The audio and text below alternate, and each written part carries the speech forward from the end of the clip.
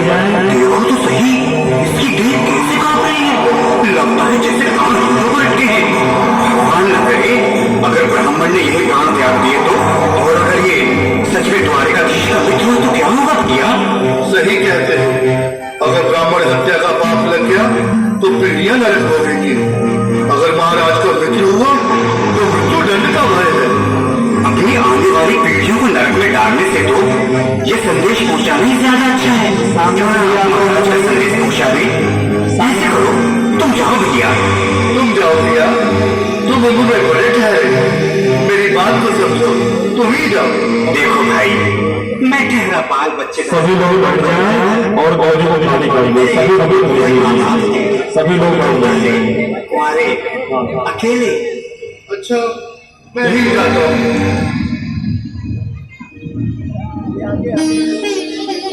थोड़ा सा रास्ता दे दो बीच में। आज भी लीलाधारी के चेहरे पर मुस्कान है, लगता है जरूर कोई नई लीला रचने वाले हैं। द्वारकाधीश की जय हो। कहो द्वारपाल, इस समय कैसे आना हुआ? महाराज, क्षमा चाहता हूँ, पर कारण ही कुछ ऐसा है। द्वार पर एक ब्राह्मण स्वयं को रुक क्यों गए? आगे बोलो। द्वार पर एक गरीब ब्राह्मण स्वयं को आपका मित्र बताता है, आपसे मिलना चाहता है। अपना नाम सुदामा बताता है। सुदामा? क्या कहा? सुदामा? मेरा बात से सुदामा? मेरी बचपन का मित्र सुदामा? मेरा मित्र सुदामा?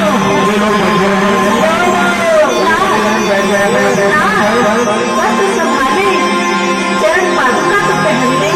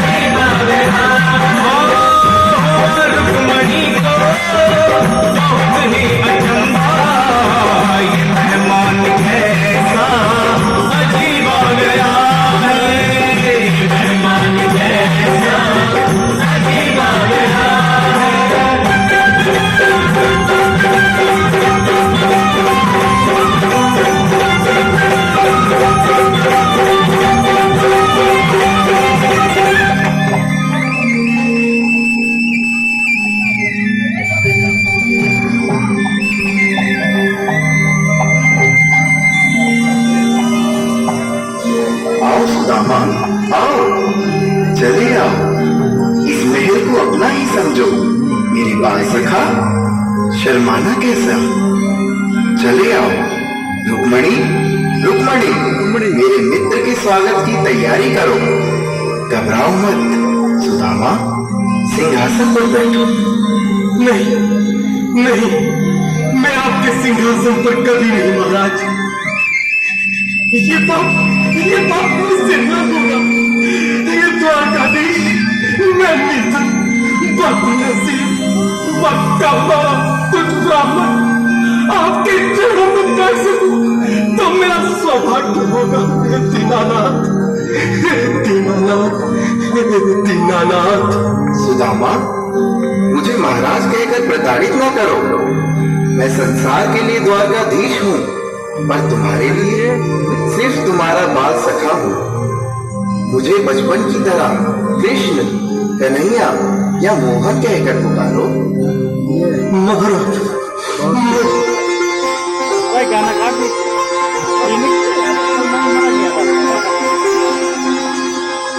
बराबर पे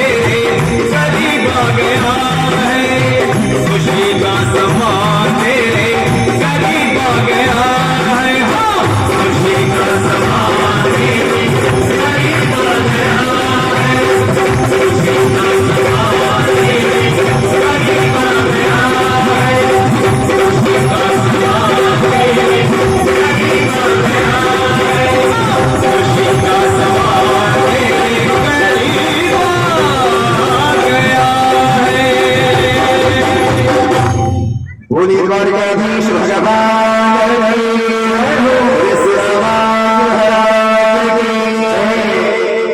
आज सुदामा जी भटकते भटकते और द्वारकाधीश के महलों को खोजते खोजते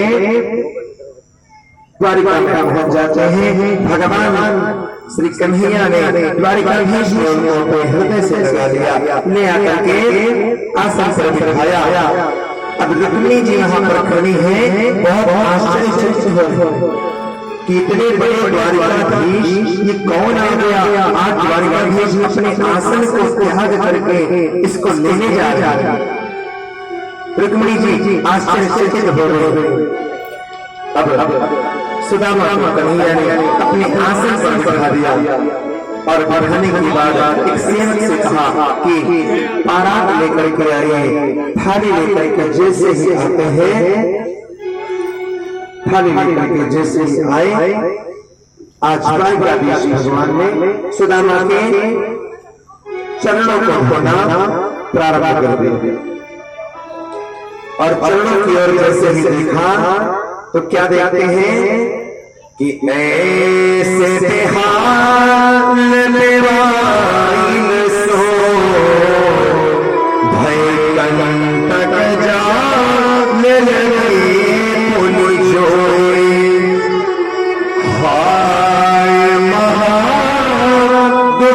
आयो सदा तुम आयो इतने नगते खोए देख सदा मरी दीन दशा करुणा करनी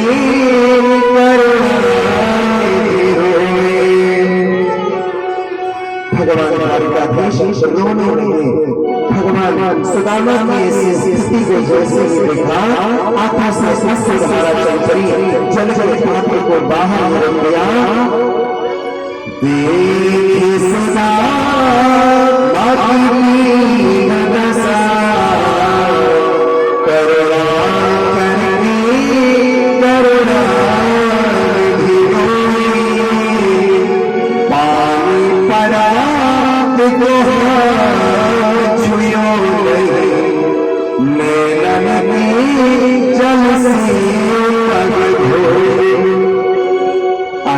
जल जल पापा को सुदामा जी ने बाहर रख दिया।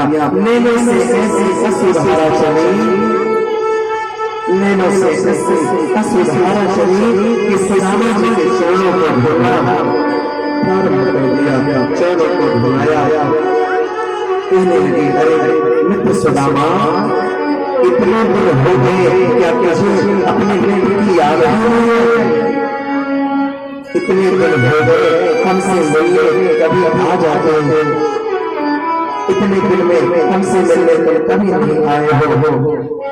तो करके बड़का आदर कर रहे हैं, सत्कार कर रहे हैं। अब जैसे ही पैर में हाथ लगाया तो देखते हैं एक बुराई फटी हुई और ऐसी फटी है जिसमें बड़े बड़े कंकड़ बड़े बड़े कंकड़ घुसे हुए हैं। पूरी बुराई पैर में फटी हुई थी। देख करके आशिकाना विधान श्री कृष्ण की आंखों में आंसू आ गए। द्वारकाधीश ने चरणों को धुलाया, धुला करके सम्मान पूर्वक उठाया और बढ़ाने के बाद में अब पास में बैठ जाते हैं और सुदामा जी से पूछने लगे, इतने दिन बाद आने मेरे मित्र, ये बताओ भाभी जी ने हमारे लिए कुछ भेजा भी है या नहीं? इतने दिन बाद आए हो, भाभी जी ने कुछ बधाई भेजी होगी हमारे लिए, कुछ है या नहीं है? अब ये ऐसा समझो तो सुदामा जी की धड़कन तेज हो गई कि हम लाए क्या है? 4 मुट्ठी चावल फटी हुई पोटली में, और ये इतने बड़े राजा हैं, इतने बड़े महलों में रहते हैं, इस चावल की क्या होगी, क्या इसकी कीमत होगी? उसको छुपाने का प्रयास करने लगे। अब जैसे ही छुपाते हुए देखा तो कृष्ण जी कहने लगे, हमारे द्वारिकाधीश कहने लगे, अरे सुदामा, तेरी चोरी वाली आदत अभी गई नहीं है क्या? इतना बड़ा हो गया और तेरी चोरी वाली आदत नहीं गई कि क्या छुपा रहा है? अब सुदामा सोच रहे हैं, इतने बड़े बड़े हैं, इनको मैं चावल कैसे दूं? लेकिन भगवान को भाव की भूलते हैं, भाव की भूलते हैं। जब देखा कि सुदामा ज्यादा छुपा रहे हैं, झटक करके पोटली को खींच लिया। पोटली को सुदामा जी के हाथ से खींच लेते हैं और प्रेम भाव से उसको खोला, प्रेम से खोला और खोल करके कहते हैं, वाह सुदामा जी, वाह मित्र, भाभी ने कितना सुंदर उपहार भेजा है, कितना सुंदर उपहार भेजा है। अब तो मैं इसे खाए बिना रह ही नहीं सकता, अब तो मैं इसे खाए बिना रह ही नहीं पाऊंगा। अब भगवान ने भक्त का कल्याण करने के लिए पहले मुट्ठी खाना प्रारंभ किया। प्रेम के भूखे, प्रेम के तंडुल, प्रेम में भाव से खाने लगे हैं।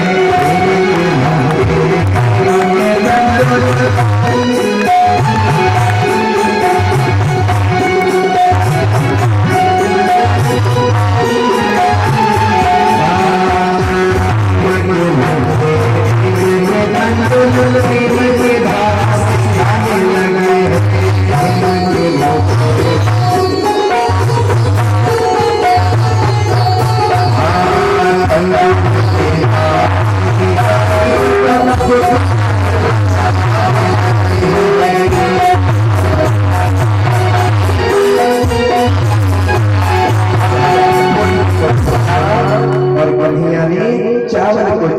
प्रारंभ किया।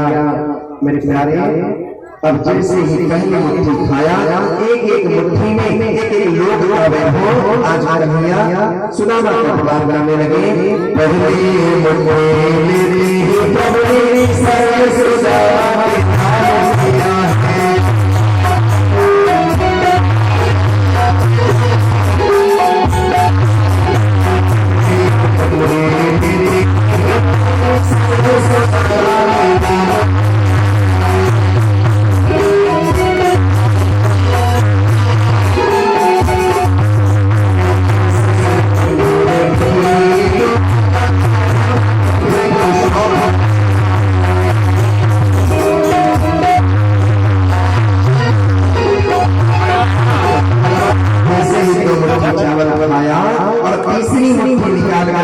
जैसे ही खाने का प्रयास किया, रुक्मिणी जी दौड़ पड़ती है।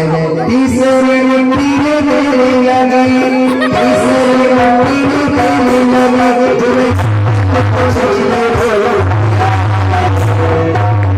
तीसरी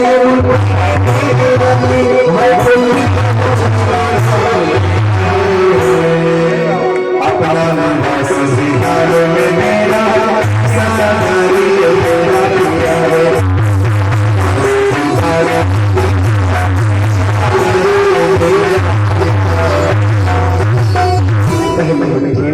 भगवान पहले मुट्ठी जैसे ही चावल खाया, स्वर्ग की सारी संपत्ति सुदामा के नाम कर दिया। दूसरी मुट्ठी जैसे ही खाते हैं, पृथ्वी की शास्त्र संपदा सुदामा के नाम कर देते हैं। और तीसरी मुट्ठी खाने का जैसे ही प्रयास किया, दौड़ दौड़ के रुक्मिणी जी ने कन्हैया के हाथ को पकड़ लिया और कहा, प्रभु अरे मेरा भी कुछ ख्याल करो, अपना भी कुछ ख्याल करो। सब किसी को दे दोगे तो खुद कहाँ रहोगे, कुछ अपने लिए भी बचा लो। इस प्रकार से रुक्मिणी ने तीसरी मुट्ठी को रोका और दो मुट्ठी में भगवान ने सुदामा जी को सर्वस्व प्रदान कर दिया। अब भगवान द्वारिकाधीश सुदामा जी से इसकी हाल कुशल पूछते हैं। सभी भक्तों से कहना चाहूंगा कि आप सभी थोड़ा सा समय और देंगे, कोई जाएगा नहीं बिना प्रसाद लिए, थोड़ा सा समय और लगेगा। उसके बाद क्योंकि आज समापन दिवस की विश्राम देना की कथा है, आज के बाद व्यास जी कहने नहीं आएंगे कि आप लोग और बैठे समय से आइए समय से जाइए। इसलिए आज पूरा समय आप सभी दीजिए। अब इस प्रकार भगवान कन्हैया सुदामा जी का यथोचित सत्कार करते हैं और राजसभा में बैठे सभी सचिव मंत्रीगण सब आश्चर्यचकित हो रहे हैं कि इतने बड़े राजा हैं, इनके कैसे कैसे मित्र हैं और मरकर के अपने आसन से बिठा दिया। सब आश्चर्यचकित हैं। अब भगवान ने यथोचित सत्कार किया और सुदामा जी को 2-3 दिन अपने राजमहल में रोका और कहा, आप जाइएगा। रहने के बाद सुदामा जी अपने घर को जाते हैं और जाकर के घर में देखते हैं कि जहां पर हमारा घर बना हुआ था, जहां पर महल बना हुआ था, उसी जगह पर देखा कि महल बन गया जहां सुदामा जी की झोपड़ी थी, जहां सुदामा जी की मरिया थी। उस मरिया के जब धोल रही है ऐसे करके तो कहीं दिखाई नहीं पड़ रही है। देखा कि वहां पर विशाल भवन बना हुआ है, सुंदर राजमहल जब दिखाई पड़ा तो सुदामा जी को आश्चर्य हो गया। सुदामा जी को आश्चर्य हो गया। कहा, भैया ये कहीं हम लौट के फिर से समझे भाई का पूछने लगे। लोगों ने बताया, नहीं सुदामा जी, आप सुदामापुरी नहीं आने हैं, ये आपका ही महल है। कहा, मेरी मड़िया यहाँ पर टूटी रहती थी, वो कहाँ चली गई? तो लोगों ने बताया कि जिनका दर्शन करने के लिए आप गए थे, जिनसे मिलने के लिए आप गए थे, उनकी कृपा से आपका सारा कष्ट उन्होंने अपनी मड़िया को दूर करके महल में परिवर्तन कर दिया है। ऐसे है हमारे बाल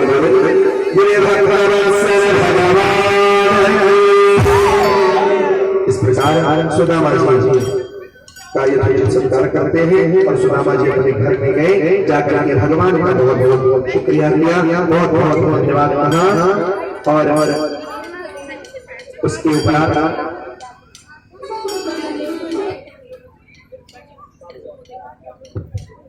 इसके उपरांत भगवान ने सुदामा का उद्धार किया, सुदामा जी के कष्टों से निवृत्ति करी।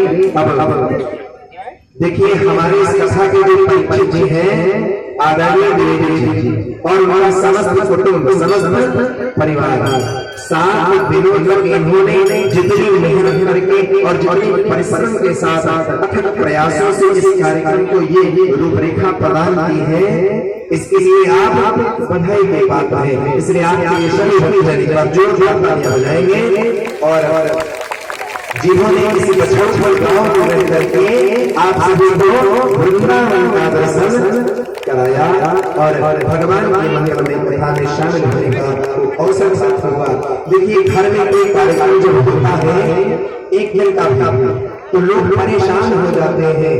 कन्या की शादी भी अगर होती है तो 2-3 दिन में लोगों के बुखार आ जाता है, लेकिन भगवान की ऐसी कृपा है हमारे परीक्षित जी पर, किसी प्रकार का कोई कष्ट नहीं। जब जगाओ जब बुलाओ किसी भी कार्य के लिए तो समय से पहले हाजिर रहते हैं। ऐसा ही होना चाहिए। बहुत बहुत अनन्य भाव से आपने कथा का श्रवण किया और राजा से परीक्षित जी कथा को श्रवण कर रहे हैं और सुखदेव देव को श्रवण करा रहे हैं। बताया कि केवल भगवान की कथा ही सब कुछ होती है। हरि